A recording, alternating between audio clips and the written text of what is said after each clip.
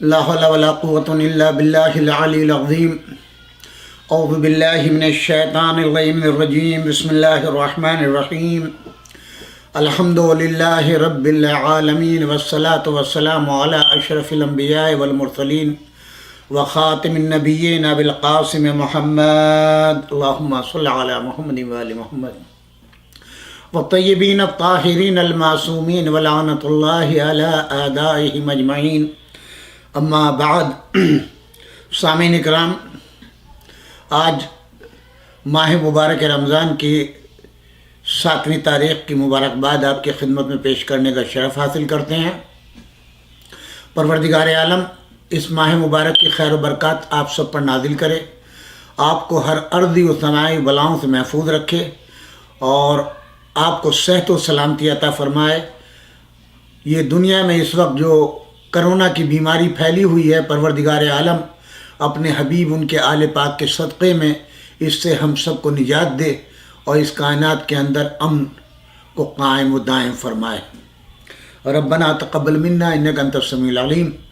جیسا کہ ہم نے پہلے بھی عرض کیا اور برابر گزارش کر رہے ہیں کہ یہ ماہ مبارک کا مہینہ ہے اور ہم اپنے پروگرام کی ابتدا ایک چھوٹی سی دعا جو امام جعفر صادق علیہ السلام اور امام موسیٰ کاظم علیہ السلام سے روایت ہے، جس کو جناب سید ابن طاووس رحمۃ اللہ علیہ نے نقل فرمایا ہے کہ ہر نماز کے بعد ہمارے یہ امام پڑھا کرتے تھے. اسی سے ہم اپنے پروگرام کی ابتدا کر رہے ہیں. بسم اللہ الرحمن الرحیم. اللہم ارزقنی حج بیتک الحرام فی عامی ھذا وفی کل عام ما ابقیتنی فی یسر منک وعافیۃ وسعۃ رزق ولا تخلنی من تلک المواقف الکریمۃ والمشاہد الشریفہ وزیارت قبر نبیک صلواتک علیہ وآلہ وفی جمیع حوائج الدنیا والآخرہ فکن لی اللہم انی اسألک بما تقضی وتقدر من الامر المحتوم فی لیلۃ القدر من القضاء الذي لا يرد ولا يبدل ان تكتبني من حجاج بیتک الحرام المبرور حجهم المشکور سیئهم المغفور ذنوبهم المکفر عنهم سیئاتهم واجعل فيما تقضي وتقدر ان تطيل عمري وتوسع علي رزقي وتودع عني امانتي وديني آمین رب العالمین. سامعین کرام، آپ سب کی خدمت میں سلام عرض ہے. ایک گزارش، سب سے پہلے آپ ہمارے چینل کو لائک کریں، سبسکرائب کریں. ہم شکر گزار ہوں گے. آپ ہی کے تعاون سے یہ ہمارے پروگرام انشاءاللہ کامیابی و کامرانی سے ہمکنار ہوں گے. جیسا کہ ہم لوگ ہر روز آپ کی توجہ دلاتے ہیں، IMI ایک مشہور و معروف ادارہ ہے. آپ کی آنے والی نوجوان نسل کے لیے، آپ کے بچوں کے مستقبل کے لیے، جس کے سربراہ ڈاکٹر وجیح رضوی ہیں اور ان کے معاون خصوصی ڈاکٹر رضا جواد نئی عمارت کے معاون ہیں، اور انہی نے زمین کی خریداری ہو چکی ہے. اس کی قیمت کی ادائیگی میں 8 لاکھ کی کمی ہے. $2.5 ملین کی یہ زمین تھی، 8 لاکھ کی کمی ہے. میری گزارش ہے آپ تمام صاحبان خیر سے کہ آپ ماہ مبارک رمضان کے تمام ہونے سے پہلے عید سے پہلے اس کو پے آف کرانے کی کوشش کریں تاکہ عید کے بعد اس کی تعمیر کے مراحل شروع ہو سکیں. ڈاکٹر رضا جواد کا نمبر نوٹ فرما لیں، 6094819267 6094819267. اور آخر پروگرام میں اس کی ایک چھوٹی سی کلپ آتی ہے، اس کو ضرور ملاحظہ فرمائیں. بقیہ ڈیٹیلز کے لیے ان کی ویب سائٹ کے اوپر جائیں تو آپ کو تمام تفصیلات مل جائیں گی. آپ اپنا اطمینان کریں، ان لوگوں سے رابطہ کریں تاکہ اس کار خیر میں آپ کا نام نامی بھی درج ہو سکے. اب ہم آتے ہیں اپنے پروگرام کی طرف. ہم اس سلسلے کو، ویسے تو ماہ رمضان کا ہمارا سلسلہ ہر سال ہوتا ہے، مگر اس سال یہ خصوصیت پیدا ہو گئی کہ ایک شخص جو دعوے دار اسلام بھی ہے، سید بھی ہے اور رضوی بھی ہے، موالی حیدر کرار کا دعویٰ بھی ہے، وہی شخص قرآن مجید کی 26 آیتوں کو چیلنج کر رہا ہے سپریم کورٹ میں کہ یہ قرآن کا حصہ نہیں ہے.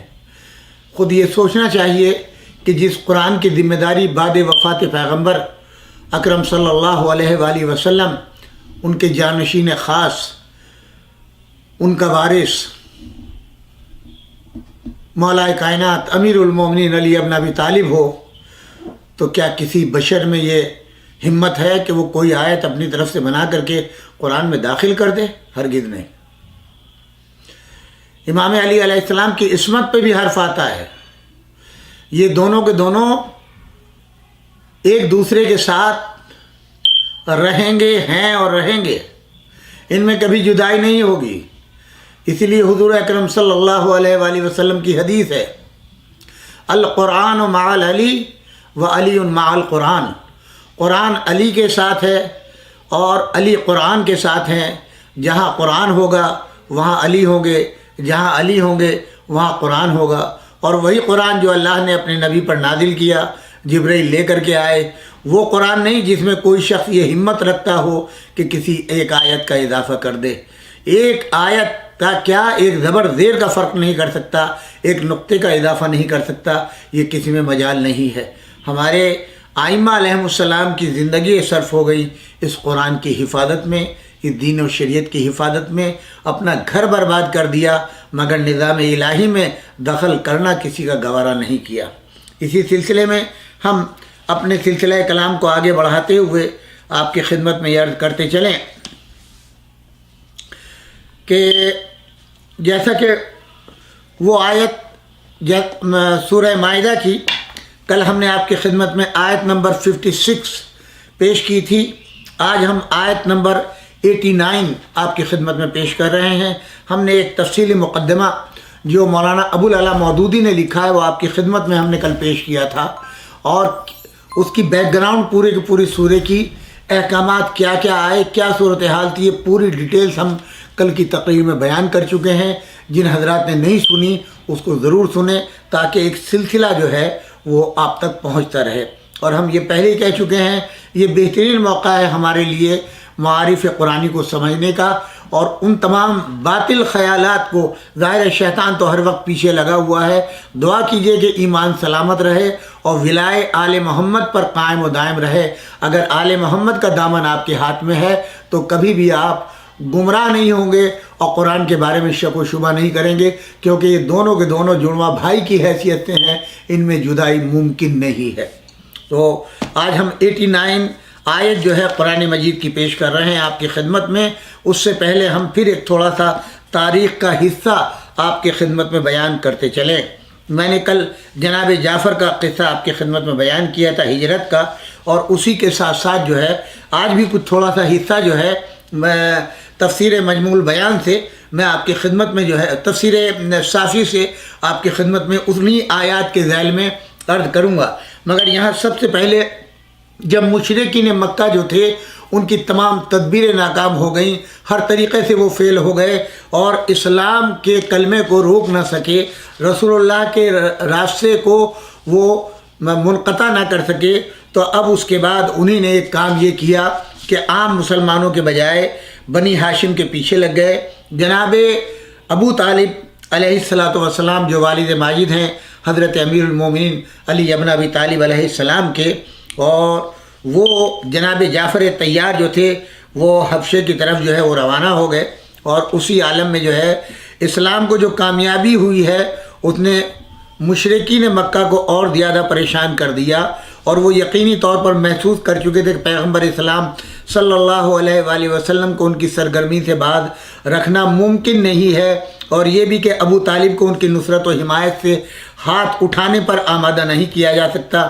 اس کے ساتھ صورتحال یہ ہے کہ جناب ابو طالب کے اثر سے دوسرے بنی ہاشم یہاں تک کہ جنہوں نے ابھی اسلام قبول نہیں کیا ہے وہ بھی رسول کی تائید اور حمایت پر آمادہ رہتے تھے، لہذا انہوں نے تمام بنی ہاشم پر سماجی، کاروباری اور معاشی دباؤ ڈالنے کا فیصلہ کیا۔ جب یہ سب غیر معمولی پریشانی میں مبتلا ہوں گے تو اپنے رویے میں تبدیلی پیدا کریں گے، یا یہ سب ان سے علیحدہ ہو جائیں گے، کم از کم ان میں پھوٹ تو پڑ جائے گی۔ پھر اگر ابو طالب اپنی ذات سے یا تھوڑے آدمی اور رسول کے ساتھ رہ بھی گئے تو کیا کر سکتے ہیں؟ اس لیے انہوں نے بنی ہاشم کے سوا دوسرے تمام قبائل کو جمع کر کے آپس میں یہ معاہدہ کیا کہ تمام بنی ہاشم کا بائیکاٹ کیا جائے، اس طرح کہ ان سے نہ شادی بیاہ کیا جائے، نہ خرید و فروخت، نہ کسی قسم کا میل جول رکھا جائے، اور جس طرح ممکن ہو محمد مصطفیٰ صلی اللہ علیہ وآلہ وسلم کی زندگی کا خاتمہ کیا جائے۔ چنانچہ اس معاہدے کو ایک دستاویز کی شکل میں لکھ کر سب قبیلوں کے نمائندوں کے دستخط لیے گئے اور اسے جوف کعبہ میں آویزہ کر دیا گیا۔ بعثت رسول کے 7ویں برس محرم کی پہلی تاریخ اس معاہدے کا آغاز ہوا۔ جناب ابو طالب نے تمام بنی ہاشم کو جمع کیا۔ طبقات ابن سعد جلد نمبر 1 صفحہ 139 سے 140 تک اس کی ڈیٹیل کو دیکھا جا سکتا ہے۔ تمام بنی ہاشم کو جمع کیا اپنے ایک مکان میں جو پہاڑ کی گھاٹی میں ایک محفوظ قلعے کی شکل میں تھا، شعب ابی طالب کے نام سے مشہور تھا۔ آج بھی شعب ابی طالب کے نام سے یہ جگہ موجود ہے۔ ان سب کو محفوظ کر دیا۔ علامہ طبری لکھتے ہیں کہ یہ سب 40 آدمی تھے، اور جناب ابی طالب نے کعبہ اور حرم اور رکن و مقام کی قسم کھا کر کہا، اے بنی ہاشم سن لو، اگر محمد کا بال بیکا ہوا تو میں سب کو موت کے منہ میں دے دوں گا۔ صرف ابو لہب تھا جو بنی ہاشم سے کٹ کر الگ ہو گیا، اور اس نے باقی قبائل قریش جو تھے ان کا ساتھ دیا۔ اس کی وجہ یہ تھی کہ ابو لہب جو ہے اس کی شادی جو ہے وہ ابو سفیان کی بہن کے ساتھ میں ہوئی تھی، اور جس کا نام ام جمیل تھا۔ پورا سورہ قرآن، اور یہ ام جمیل جو ہے وہ رسول اللہ کے راستے میں لکڑیاں، خاردار لکڑیاں اور کانٹے بچھایا کرتی تھی۔ اسی لیے تبت یدا ابی لہب وتب ما اغنی عنہ مالہ وما کسب، کہ ہاتھ ٹوٹ جائیں ابو لہب کے اور وہ تباہ ہو، اور اس کے مال اس کی کمائی میں کوئی فائدہ اس کو نہ پہنچ سکے۔ اس کی بھی اسی صراحت کے ساتھ اس کی بیوی کے کردار کا بھی ذکر کیا ہے، جو پیغمبر خدا کے راستے میں خاردار لکڑیاں پھیلایا کرتی تھی۔ آپ اندھیرے میں ان سے الجھ کر تکلیفیں اٹھاتے تھے۔ باقی تمام بنی ہاشم رسول کے ساتھ رہے۔ انہی میں جناب حمزہ بھی تھے، جن کی قوت و جرأت قریش میں ایک نمایاں حیثیت رکھتی تھی، مگر انہوں نے بھی اعلان اپنے اسلام کا نہ کیا تھا، خاموش رہا کیے، لیکن مشرکین کی ایذا رسانی و خصوصیت کے ساتھ ابو لہب کی بدتمیزیوں سے متاثر ہو کر انہوں نے اعلانیہ پیغمبر خدا صلی اللہ علیہ وآلہ وسلم کی حمایت اور تائید کی اور اپنے اسلام کا اعلان کر دیا۔ جب یہ سب کے سب محصور ہو گئے قلعے کے اندر، تو مشرکین نے اس محصور جماعت پر آب و دانہ بند کر دیا، اس لیے کہ مکے کے تو سب آدمی خود یہ عہد کیے ہوئے تھے کہ ان کے ہاتھ کوئی چیز و فروخت نہ کریں گے، اور باہر کے آدمی تھے وہ ان کے خوف سے بنی ہاشم کے ہاتھ کوئی چیز فروخت نہیں کرتے تھے۔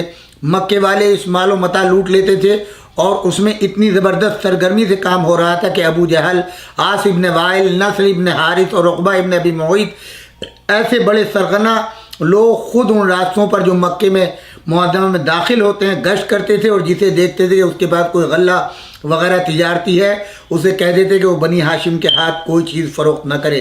اس کا نتیجہ یہ ہوا کہ کئی وقت کھانا پانی نہیں ملتا، بعض وقت بھوک و پیاس سے چھوٹے بچوں کے رونے اور بلبلانے کی آوازیں گھاٹی کے باہر تک سنائی دیتی تھی۔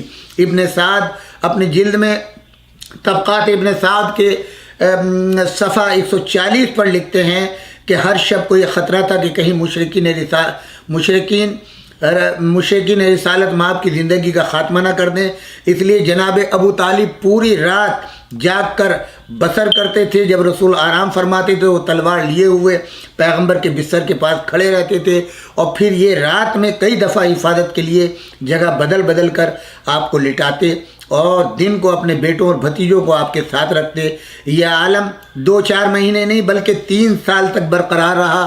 درمیان میں صرف موسم حج میں جبکہ خون ریزی سے پرہیز کرنے کی پابندی رہتی تھی، رسول خدا شام سے باہر نکلتے اور مختلف قبیلوں میں دورہ کر کے انہیں پیغام الہی قبول کرنے پر آمادہ کرتے، مگر ابو لہب ساتھ رہتا وہ کہتا تھا کہ یہ میرا بھتیجا ہے، اس کی بات نہ ماننا، معاذ اللہ غلط گو اور جادوگر ہے۔ موسم حج گزرنے کے ساتھ ہی پھر رسول اور تمام بنی ہاشم مکان میں بند ہو جاتے تھے۔ اس سختی اور صعوبت نے ایک طرف محصورین کو جسمانی طور پر انتہائی کمزور اور ناتواں بنا دیا، دوسری طرف مالی مشکلات کی حد نہ رہی۔ جناب ختیجہ جو ملکۃ العرب اور ملکۃ التجار تھیں، ان کی پوری دولت اسی 3 برس کے محاصرے میں اسلام اور پیغمبر اسلام کے کام آ گئی، کیونکہ کئی وقت کے بعد آب و غذا جو ممکن ہوتا تھا وہ بسا اوقات بڑی زیادہ قیمت پر۔ آپ یہ بھی ملاحظہ کیجئے گا، یہ وہی جناب خدیجہ الکبریٰ سلام اللہ علیہا جو ملکۃ العرب تھیں اور مکے والے انہی کی دولت کے اوپر تجارت کرتے تھے، انہی کی اکلوتی بیٹی جناب فاطمۃ الزہرا سلام اللہ علیہا تھیں، جن کی ماں کی پوری دولت اسلام اور رسول اللہ پر ختم ہو گئی۔ وہی بیٹی اسلام کی۔ اس دوران مشرکین نے جانچ کی کہ بنی ہاشم بالخصوص جناب ابو طالب کی اخلاقی قوت میں کوئی کمزوری پیدا ہوئی یا نہیں، مگر کیا کہنا اس پیر جمع ہمت کے استقلال کا، جس نے ہمیشہ کی طرح اب بھی انہی مایوس کن ہی جواب دیا۔ یہ بھی ایک حقیقت ہے کہ اس ابتلا میں صرف بنی ہاشم تھے، بقیہ مسلمان جو دوسرے قبائل کے تھے ان سے کوئی سروکار نہ تھا، اور یہ انتہائی حیرت کی بات ہے کہ ان لوگوں نے اس طویل عرصے میں جو 3 برس کا ہے کسی قسم کی ہمدردی کا بھی حضرت پیغمبر اکرم صلی اللہ علیہ وآلہ وسلم سے ثبوت نہیں دیا، یہاں تک کہ یہ بھی پتہ نہیں چلتا اور نہ تاریخوں میں ملتا ہے کہ انہوں نے مخفی ذرائع سے رسول اللہ تک آب و غذا پہنچانے کا کوئی بندوبست کیا ہوتا۔ یہ بھی نہیں ملتا کہ انہوں نے اپنے اثرات یا تعلقات سے جو ان کے رؤساء مشرکین سے کے درمیان تھے گفت و شنود ہی کر کے ان کو اس محاصرے کے اٹھانے یا اس کے نرم کرنے پر آمادہ کیا ہوتا۔ ایسی بھی کوئی روایت نہیں ملتی کہ جب ابو العاص ابن ربی کے متعلق جو کافر تھا یہ بیان صحیح ہو یا نہ ہو، مگر یہ مل جاتا ہے کہ چونکہ عام مورخین کی زبان میں جناب ختیجہ کی بھانجی اور بعض کے بیان کے مطابق منسوب تھی، اس رشتے کا حق وہ ادا کر رہا تھا کہ کبھی راتوں کو آب و طعام پہنچانے کا انتظام کر دیتا تھا۔ یہ عالم الورا کے اندر ہے، مگر بڑے دعویداران وفاداری اور جانثاری کا کسی ضعیف سے ضعیف روایت میں نام نہ آنا کہ انہوں نے کوئی اس طرح کی غم گساری کی ہو، ہزار در ہزار عبرتوں کا سرمایہ ہے، اور یہ معمہ ہے جو کسی صورت سے تاریخ و حدیث کے مطالعے سے حل نہیں ہوتا۔ آخر قدرت کا کرشمہ ہی کہا جا سکتا ہے کہ اس عہد نامے کی دستاویز کو جو رؤسائے قریش کی مہر کردہ کعبے کے اندر آویزہ تھیں دیمک نے کھا لیا، اور حیرت انگیز بات یہ تھی کہ بس اتنا حصہ چھوڑ دیا جس میں اللہ کا نام اور اس کی ثنا و صفت تھی۔ پھر اس سے زیادہ قدرت ربانی کا یہ ظہور تھا کہ اس کی اطلاع حضرت محمد مصطفیٰ صلی اللہ علیہ وآلہ وسلم کو ہو گئی، جو قلعے کے اندر محصور تھے اور جن کے روابط بھی باہر سے منقطع تھے۔ اس کی کوئی توجیہ مادی اسباب سے ہونا ناممکن ہے۔ یہ اور بات ہے کہ موجودہ زمانے کے مذاق کو پیش نظر رکھ کر معجزات وغیرہ کے تذکرے سے پرہیز کرنے والے مورخین ایسے لفظوں میں اس کا ذکر کریں جو کسی اعجاز کا اظہار نہ کرتی ہوں، جیسے مسلمانان عالم کے مصنف نے لکھا کہ اتفاق کہیے یا قدرت کا ہاتھ اس حکم نامے کو دیمک چاٹ گئی۔ جب رسول خدا کو اس کی خبر پہنچی تو ابو طالب سے مخاطب ہوئے، چچا خدا کے ایک ناتواں کیڑے نے قریش کے حکم نامے کا خاتمہ کر دیا ہے۔ وہ حکم نامہ جو مجسم ناانصافی، ظلم و تعدی کی ایک شہادت تھی، کیڑا چاٹ گیا ہے، اور سوائے اللہ کے نام کے وہاں کچھ بھی نہیں رہا۔ اصل واقعے کو خواہ اتفاق کہیے یا قدرت کا ہاتھ، مگر رسول خدا کی اطلاع کو یوں کہنا کہ جب رسول خدا کو اس کی خبر پہنچی کہاں تک حقیقت کے مطابق ہو سکتا ہے، جبکہ صورتحال یہ بتاتی ہے کہ جس کا حال خود اس مصنف کے بعد کے بیان سے معلوم ہوتا ہے کہ اس وقت تک اس لپٹی ہوئی دستاویز کو کعبے کے اندر جا کر کسی نے دیکھا ہی نہ تھا کہ اس کا کیا حال ہے، اس لیے مشرکین کو اس کی اطلاع نہ تھی۔ ظاہر ہے کہ سوائے غیبی ذریعے کے رسول کو اس واقعے کے معلوم ہونے کی کوئی صورت نہ تھی۔ جناب ابو طالب نے بلا کر اس واقعے کا اظہار کیا تو اگر کوئی اور چچا ہوتا جس کے ایمان بالرسول میں ذرہ برابر کمی یا نقص ہوتا تو وہ بھتیجے سے جرح کرتا، آخر اس کی اطلاع تمہیں کیوں کر ہوئی؟ مگر یہ تو حضرت ابو طالب علیہ السلام تھے جن کا ایمان رسول کی رسالت پر پہاڑوں سے زیادہ مستحکم تھا کہ اسی تاریخ مسلمانوں نے عالم کے الفاظ ہیں کہ ابو طالب فوراً قریش کے سرداروں کے پاس پہنچے اور کہا یہ بات جو محمد بتاتا ہے درست ہے، اگر یہ ٹھیک ہے تو تمہیں فوراً اس کی مخالفت چھوڑ دینی چاہیے، مگر برعکس اس کے اگر یہ غلط ہے تو میں تمہیں یقین دلاتا ہوں کہ میں محمد کو تمہارے حوالے کر دوں گا۔ اس گفتگو سے بھی ظاہر ہے کہ یہ خبر کسی مادی ذریعے سے پہنچی ہوئی نہ تھی، ورنہ اس کی صحت معیار حقانیت کیوں کر ہو سکتی تھی۔ نیز یہ بھی اس سے ظاہر ہے کہ جناب ابو طالب جو رسول کا ساتھ دے رہے تھے وہ فقط بھتیجے کی محبت میں نہیں بلکہ سچا رسول سمجھنے کی وجہ سے، ورنہ اطلاع کے غلط ہونے کے مفروضے پر جو ان کے نزدیک فرض محل کی حیثیت رکھتا تھا وہ یہ نہ کہتے کہ پھر میں بھی ساتھ چھوڑ دوں گا اور انہیں تمہارے حوالے کر دوں گا۔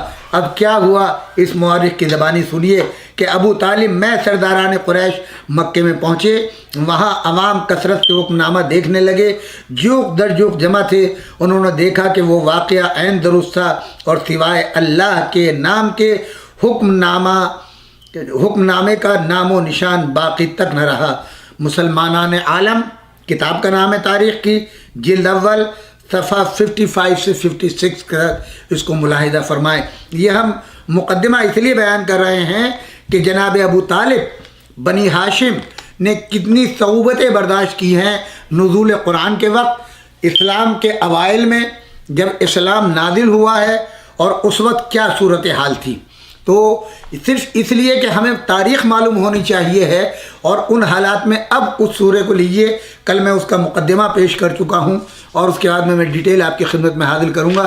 پہلے اس آیت کو جسے عنوان سخن قرار دیا انہی نے، 89 آیت ہے جو یہاں سے شروع ہوتی ہے، بسم اللہ الرحمن الرحیم، لا یؤاخذکم اللہ باللغو فی ایمانکم ولکن یؤاخذکم بما عقدتم الایمان فکفارته اطعام 10 مساکین من اوسط ما تطعمون اہلیکم او کسوتهم او تحریر رقبۃ فمن لم یجد فصیام 3 ایام ذلک کفارۃ ایمانکم اذا حلفتم واحفظوا ایمانکم کذلک یبین اللہ لکم آیاتہ لعلکم تشکرون۔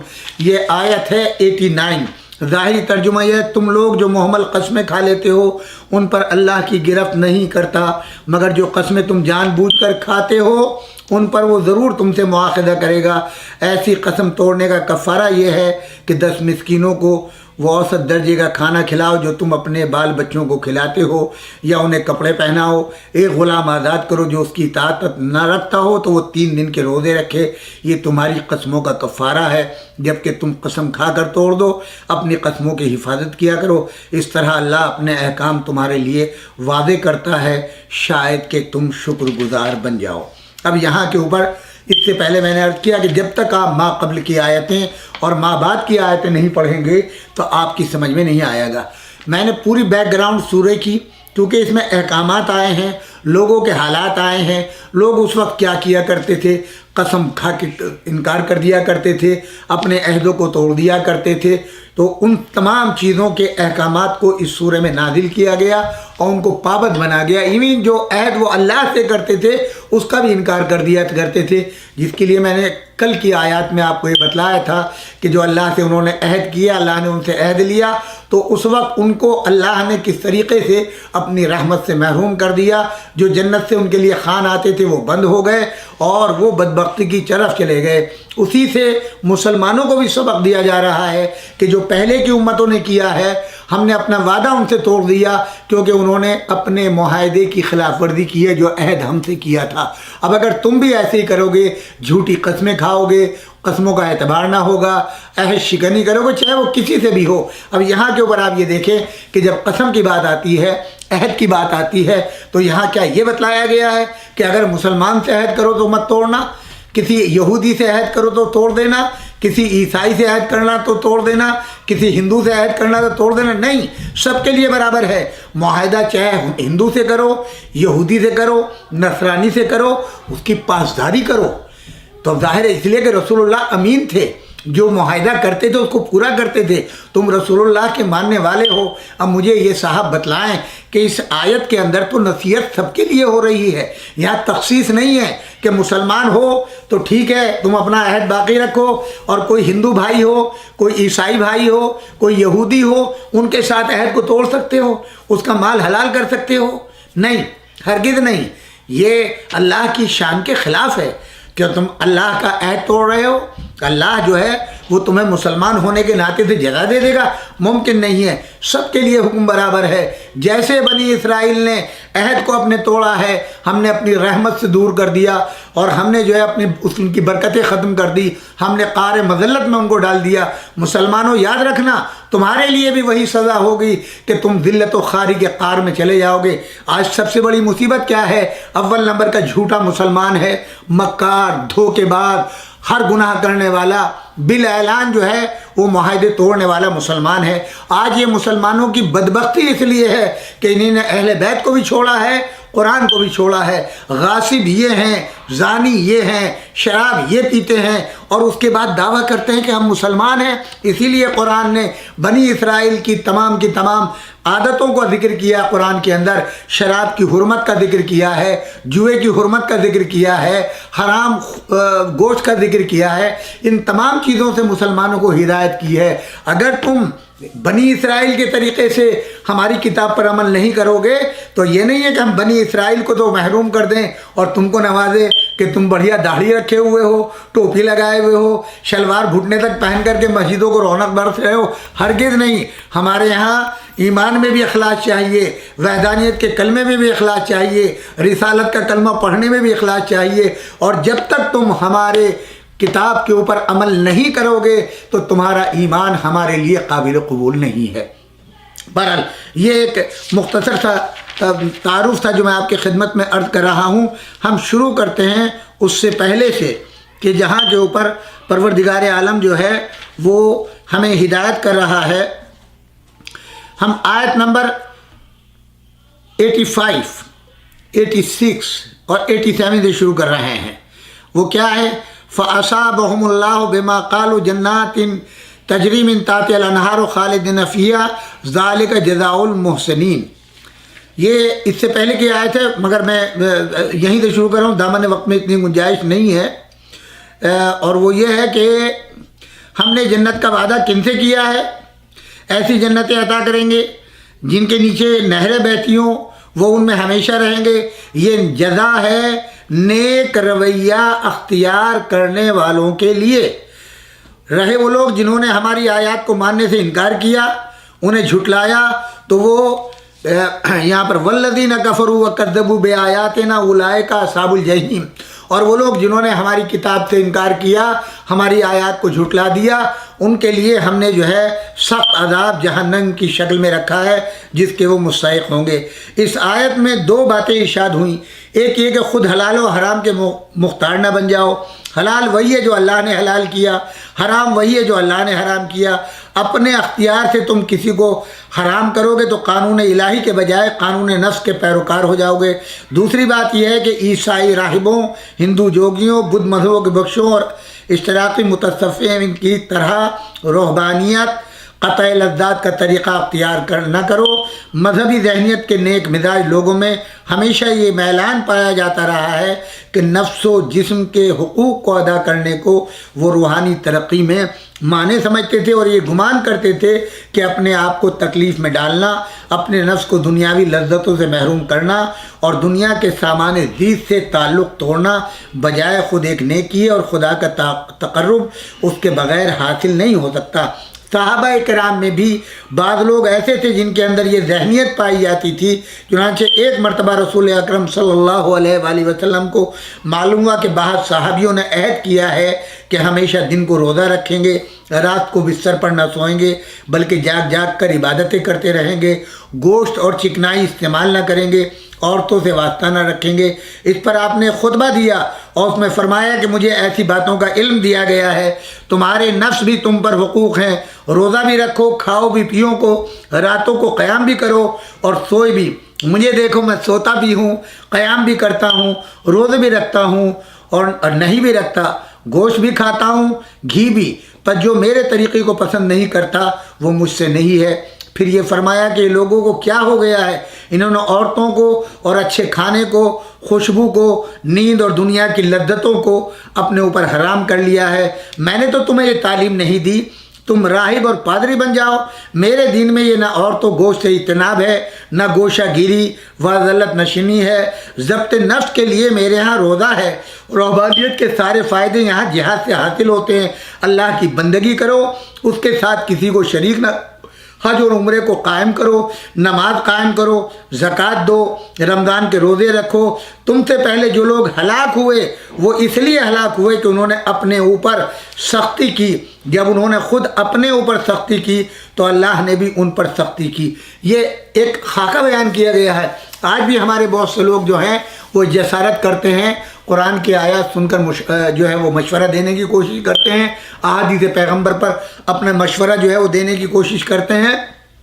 تو اب یہاں سے یہ ایک سلسلہ شروع ہوتا ہے کیا کہ من الحق ونطمع ان يدخلنا ربنا مع القوم الصالحین فاصابهم اللہ بما قالوا جنات تجری من تحتها الانہار خالدین فیہا وذلک جزاء المحسنین والذین کفروا وکذبوا بآیاتنا اولئک اصحاب الجحیم یا ایھا الذین آمنوا لا تحرموا طیبات ما احل اللہ لکم ولا تعتدوا ان اللہ لا یحب المعتدین۔ جو لوگ اللہ کے حرام اور حلال میں اپنا رائے مشورہ کرنا چاہتے ہیں، جو چیز اس نے حرام نہیں کی، وہ خود یہ جو میں نے مقدمہ تفسیر بیان کی ہے ان آیات کے ذیل کے اندر، تو ان کی ممانعت کی گئی ہے اور ان کو کہا گیا ہے کہ اللہ ایسے لوگوں کو ہرگز پسند نہیں کرتا۔ وَكُلُوا مِمَّا رَزَقَكُمُ اللَّهُ حَلَالًا طَيِّبًا وَاتَّقُوا اللَّهَ الَّذِي أَنْتُمْ بِهِ مُؤْمِنُونَ۔ اور تم جو ہے جو کچھ حلال طیب رزق اللہ نے تم کو دیا ہے اسے کھاؤ پیو، اس کی نافرمانی سے بچتے رہو جس پر تم ایمان لائے ہو۔ لا یؤاخذکم اللہ باللغو فی ایمانکم ولکن یؤاخذکم بما عقدتم الایمان فکفارۃ۔ اب یہ آیت جو میں نے آپ کی خدمت میں عرض کی تھی 19، یہ وہاں سے ہے کہ تم لوگ جو محمل قسمیں کھا لیتے ہو، یعنی اس وقت لوگ قسمیں کھا لیا کرتے تھے کہ میں دن کو روزہ رکھوں گا، رات کو روزہ رکھوں گا، رات کو میں بستر پہ نہیں سوؤں گا، اس طریقے سے وہ قسمیں کھا لیا کرتے تھے۔ تو ان قسموں کے بارے میں کہا جا رہا ہے کہ اس کا کوئی اعتبار نہیں ہے۔ اب یہاں پر آیت نمبر 90، یا ایھا الذین آمنوا انما الخمر والمیسر والانصاب والازلام رجس من عمل الشیطان فاجتنبوہ لعلکم تفلحون۔ اے لوگو جو ایمان لائے ہو، یہ شراب، یہ جوا، یہ پانسے، یہ سب گندے شیطانی کام ہیں، ان سے پرہیز کرو، امید ہے کہ تمہیں فلاح جو ہے وہ نصیب ہو جائے گی۔ اور بھی دوسرے مقامات کے اوپر یہ آیتیں آئی ہیں اور رسول اللہ صلی اللہ علیہ وآلہ وسلم نے ان کو بتایا ہے۔ بہرحال یہ ایک تاریخ بد نصیبی ہے۔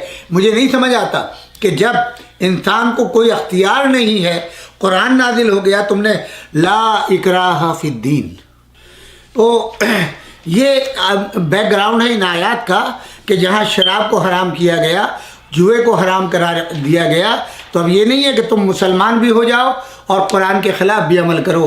آج سب سے بڑی مصیبت یہ ہے کہ مسلمان کو دیکھ کر کے لوگ اسلام سمجھنے کی کوشش کرتے ہیں، جبکہ اسلام کو دیکھ کے مسلمان کو سمجھنا چاہیے۔ مسلمان الگ ہے، اسلام الگ ہے۔ اگر کوئی مسلمان قرآن کا پابند ہے، سنت پیغمبر کا پابند ہے، آیات الہی کا احترام کرتا ہے، اس پہ عمل کرتا ہے، تو وہ مسلمان ہے، ورنہ وہ لفظی مسلمان کہلائے گا، ایسا نہیں ہے۔ آج آپ دیکھ لیں کیا کیا ظلم و ستم دنیا کے اندر مسلمانوں کے ہاتھوں سے نہیں ہو رہے ہیں۔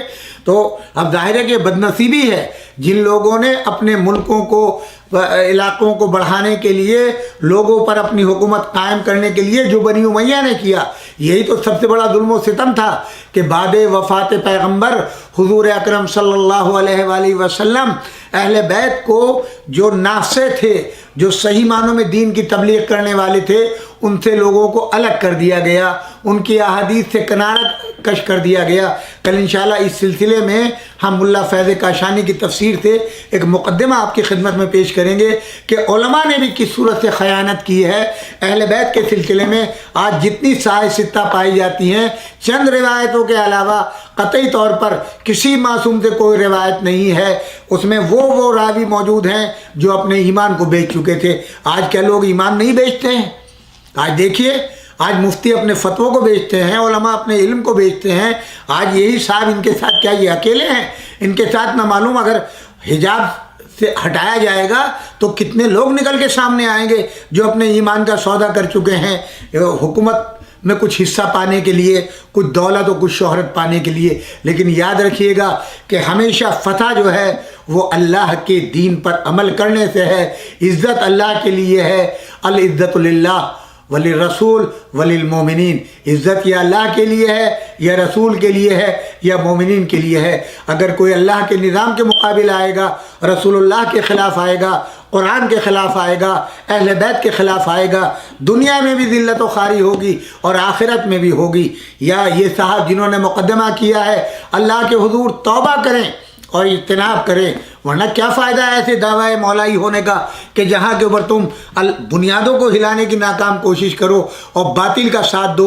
1400 سال سے وہ لوگ افراد، آج ان کے تاریخ میں نام ملائی کے ہے جنہوں نے قرآن کو جھٹلانے کی کوشش کی، قرآن کو آگ لگانے کی کوشش کی، قرآن کا انکار کیا، رسول اللہ کا انکار کیا اور اہل بیت کا انکار کیا. یاد رکھیے گا وہ سب کے سب ذلیل و خوار ہوں گے اس دنیا کے اندر جو قرآن کے مقابل آئیں گے. یہ بانگ دوہل میں کہہ رہا ہوں، اللہ کی وحدانیت میں شک نہ کرنا، رسول کی رسالت میں شک نہ کرنا، اہل بیت کی ولایت میں شک نہ کرنا اور قرآن میں شک نہ کرنا. اگر ان چاروں کو تم نے لے لیا، دامن اہل بیت سے متمسک ہو گئے، قرآن کے قریب آ گئے اور قرآن کو اپنا رہنما بنا لیا، تو دونوں جہان میں کامیابی و کامرانی انشاءاللہ تمہارا مقدر ہوگی. پروردگار عالم آپ سب پر اپنی رحمت و برکات نازل کرے، آپ کے رزق میں خیر و برکت دے، آپ کو عرضی اور سماعی بلاؤں سے محفوظ کرے. میری گزارش ہے آخر کلام میں تمام سامعین، آپ کے مرحومین، میرے والدین اور خصوصی طور پہ جناب احسن اقبال صاحب کے مرحومین، سید احسن، سیدہ سفیر فاطمہ، سید عزیز احسن، سیدہ حیات فاطمہ، سید عقیل حسن، سید غلام حیدر، سیدہ طیب النساء، سید طاہر حسین، سیدہ نورین جعفری، ان سب کے مرحومین کے لیے ایک سورہ فاتحہ کی گزارش ہے. والسلام علیکم ورحمۃ اللہ وبرکاتہ.